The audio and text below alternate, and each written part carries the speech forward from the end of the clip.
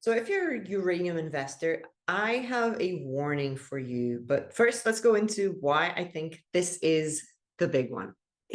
You know that I've been pounding the table on uranium for a good while now. And specifically this year, I've been telling people I have never seen a market like this. I have never imagined that the market would get this good from a fundamental perspective.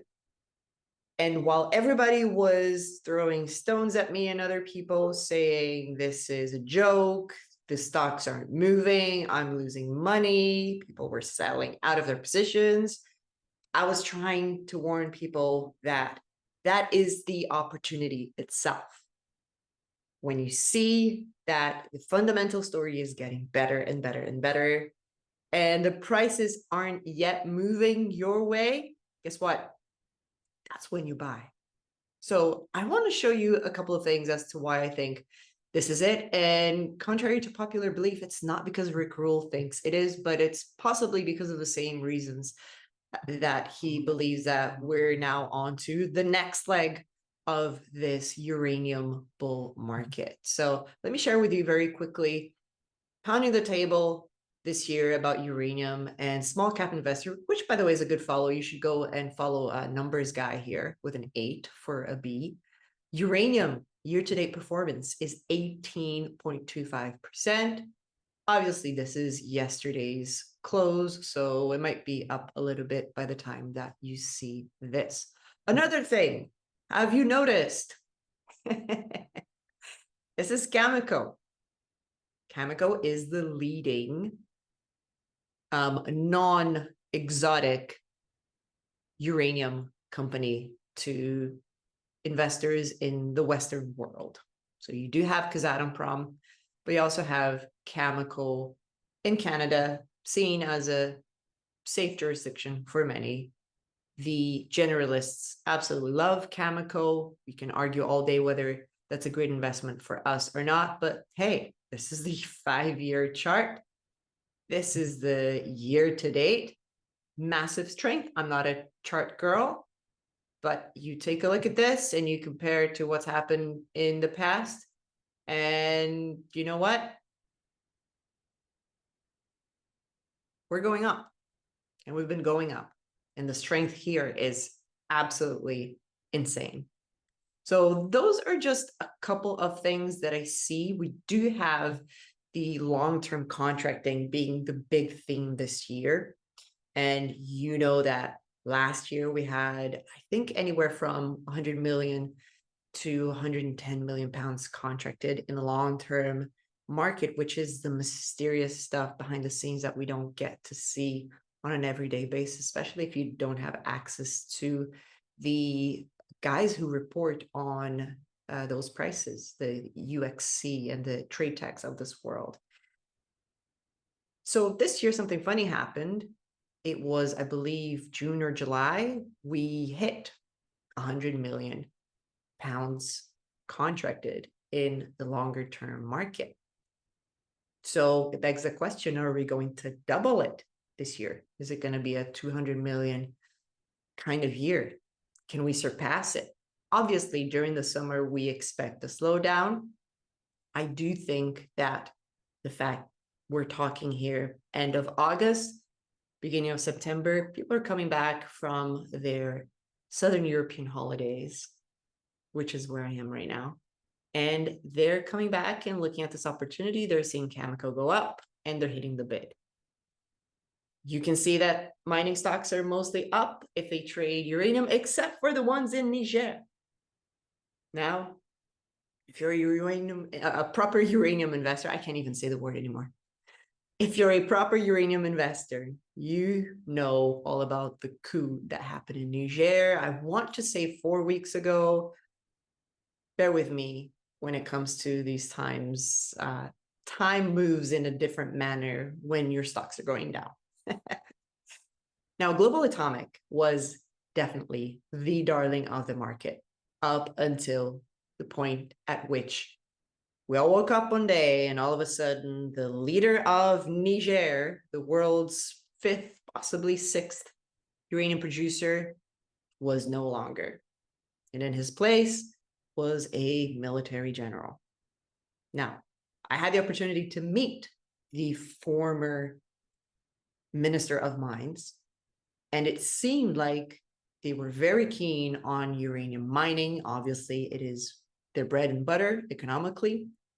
Niger exports what is the second largest supply of uranium to the European market. So they supply 25% of Europe's uranium needs. They are about half of everything that France, a nuclear leader, buys. And so they obviously have that tie. And without it, their economy would greatly suffer. In fact, without mining in general and extractive industries, they would struggle probably to the point of a famine or something of that nature. It would be a massive catastrophe in my point of view. Let's shut whoever is trying to talk to me up because this is more important. Now, having looked at that coup, there are a few things that could happen. We could have the neighboring countries who, by the way, already form an official alliance, come together and say, no more, out of there, let the former guys back in. Or you could see some sort of war, or you could see any number of different diplomatic solutions to this issue. However, the market interpreted this as there is uncertainty regarding the supply of uranium going forward. Uncertainty is something the market absolutely hates in your stock. So that's why all the Niger companies crashed about 50% or more. But it's the same reason as to why the supply may actually push the story further, or the lack of supply, the uncertainty regarding supply will push the story further. A political coup is always the big headline. It's always the stuff that people like to talk about. It's almost a thing of movies, right? Well, in this case, uncertainty is driving money away from Niger, probably for some time until the situation is somewhat settled. But what happened was that people took in the general long-term contracting market of uranium. They saw demand going forward is absolutely skyrocketing. And they saw that there's this uncertainty regarding some of the supply, even if we're only talking here, about the fifth or sixth largest supplier, it's still something. That uncertainty is driving people to say, maybe this is it. And I think this is it. But I think Niger is just the accelerant to all of this. The story has been strong for several years, and it's been gaining strength. And the rhythm of good news has been contracted. So if you play an instrument, the beats per minute, imagine going from 90 beats per minute to 180 beats per minute. That's what's happened to the market of uranium, of future supply and demand numbers in the last 12 months. I'm going to be honest with you. I can't keep track with all the good news that are happening in uranium land because there are too many extensions. There are too many people coming back to the market. Sweden is talking about possibly allowing uranium to be mined, which, helps the supply picture maybe one day into the future. We're talking here about very early stage, conversations. These mines are not going to be built today, and their grade is not enough for us to be worried about, extra supply coming onto the market anytime soon. But then you have the fact that they want to build nuclear power plants. You're looking at, pick your country, and it's very likely that if you Google the country with nuclear plans, you're going to see something within the last 18, 24 months that has shown that governments are turning towards nuclear, turning back to nuclear, because let's face it, this is a technology that's been proven, it's been used, it's been tested, and it's been enjoyed by humans for decades. So what comes next? Well, what comes next is that I think the next leg up of the uranium bull market is actually upon us. I think it's already started. You can tell by the way Cameco is moving. Cameco does lead the market in many instances, so do not ignore it. Now, my warning to uranium investors in general is twofold. First of all, is that I hate to say this because this is me preaching to me more than I would be preaching to you as an investor, because I am first and foremost an investor myself. But the hard truth to swallow is the market does not give a rat's tail about your trading. The market doesn't care about your entry price. The market does not care about you getting your lovely 10-bagger. Let's face it, we all want that. Heck, we want 20 baggers. We want 15 baggers. We want the whole lot. And yet the market doesn't care about it. The price is not going to peak where you want it to peak. I can guarantee you that. Trust me, I've tried. Those supernatural powers of trying to control the price aren't real. And if you can make it happen, you're probably manipulating the price of something, which is technically illegal. Now, having said that, I've met a couple of guys who have been in this market, not for 5 years, not for 7 years, like myself, but they've been in it for 15 years because they got in at the top or the middle of the last market, and they held and they held and they held, and they've mostly been underwater all this time. I would absolutely hate it for you to go through this. My purpose here is to educate people as to the general idea of mining investing, of high risk, possibly high reward investing. And the last thing I want to see is you holding on to your dream of a 10-bagger, seeing your stock go up 7 times, 5 times, whatever that number is, and have you not sell it, hold on for dear life. God forbid something like a Fukushima of sorts happens again, and then you miss it. Don't do that to yourself. Don't do that to your portfolio. Don't do that to your future and your family.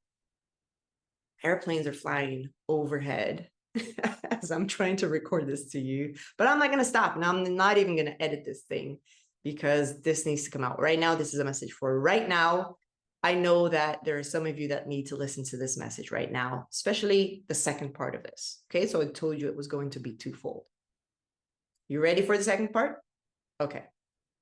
The second part is, I believe we need to start looking at diversification of our portfolio within the uranium thesis a bit more seriously.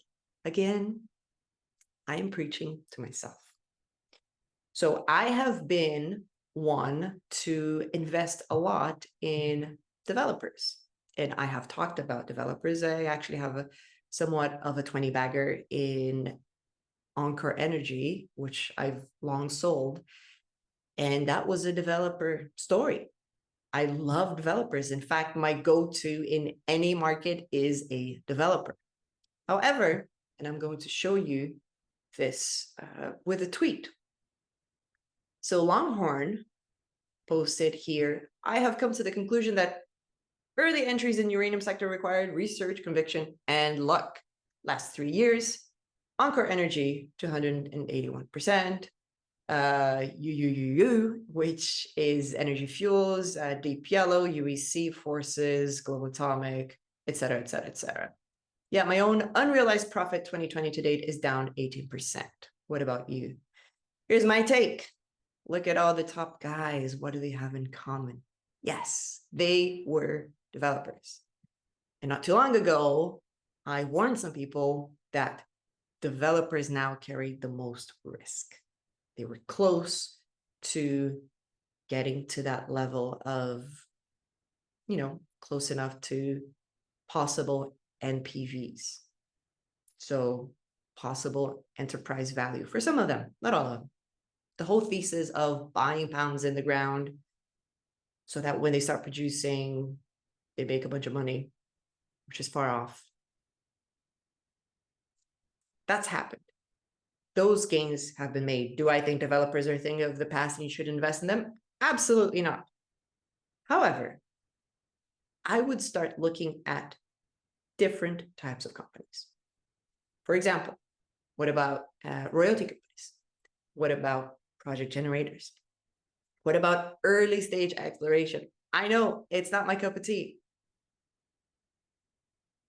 but it could work. And it could work really well. There's some stories out there that are really interesting. What about the dreaded, for some of us who love the higher risk? What about the producers? What about the king and the queen of uranium, Cameco and Kazatomprom? I mean, Cameco's moving nicely. Generalists are buying into Cameco heavy. And for all its shipping risks, you could say, Kazatomprom still makes money, still the lowest cost producer, and still pays a dividend. A dividend in uranium land. It's almost unthinkable. Yeah. So this is something that you should start thinking about. Because if you don't do that, you run the risk of losing a lot of money while everybody else is making a lot of money. My point being, if you were all in the uranium thesis and you were all in on Niger, you just got your portfolio handed to you. And portfolio protection is, some older, boring people say, as important as the growth of your portfolio. Now, I don't like saying that. I'm still consider myself to be pretty young, and I like high risk. I like the crazy stuff. I like the tiny, tiny, tiny, tiny market caps, what I like to call nano caps. But, the more money that we put into this, the more responsible we need to be. To be honest with you, I think you should start looking outside of what you know in uranium space. So if you're looking for a company with blue sky potential that may be on the cusp of a really exciting discovery that's outside of the Athabasca Basin, but still within a jurisdiction that is considered pretty safe, then I would recommend that you watch this video right here to learn more. Maybe results will be out within the next couple of months or so. See you in the next video.